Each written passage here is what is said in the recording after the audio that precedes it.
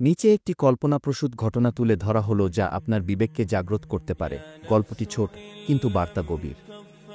একটি কাল্পনিক ঘটনা যা আপনার বিবেককে জাগিয়ে তুলতে পারে। একটি গ্রামে ঈদের আগের রাত। গ্রামের কয়েকজন যুবক মসজিদের পাশে একটি ইসলামিক জলসার আয়োজন করে। কুরআনের তিলাওয়াত, নবীর সাক, জীবনী, ইসলামী সঙ্গীত সবকিছু শান্তিপূর্ণভাবে চলছে। উদ্দেশ্য একটাই, ঈদের দিন যেন হিন্দি সিনেমা, ডিজে পার্টি কিংবা অশালীন নাচগানের বদলে মানুষ আল্লাহর সন্তুষ্টি অর্জনের পথে ফিরে আসে। কিন্তু কিছু সমাজপতি কে এসে বলল, তোমরা আমাদের না জানিয়ে এমন আয়োজন করলে কেন? তখন এক তরুণ শান্তভাবে জবাব দিল, আমাদের প্রশ্ন শুধু একটা, যখন ঈদের দিন ডিজে বাজে, ছেলেমেয়েরা রাতভর নাচে, তখন কি কেউ সমাজকে জিজ্ঞাসা করে? না। তাহলে এখন ভালো কাজ করতে গেলে কেন এত প্রশ্ন? নাকি আপনাদের সমস্যা এটাই যে আমরা ঈদকে হারাম থেকে বাঁচাতে চাই? গ্রাম স্তব্ধ।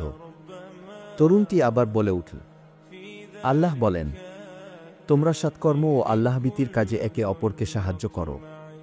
সূরা মাইদা ৫:২। আজ যদি সমাজ ভালো কাজে বাধা দেয়, তাহলে কাল এই সমাজই নিজের ধ্বংস নিজের হাতে ডেকে আনবে কি?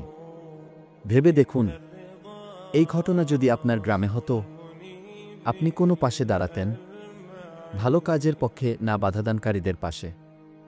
সময় এখনও আছে, বিবেক জাগ্রত করুন। দিনের পথে সাহসীদের পাশে দাঁড়ান।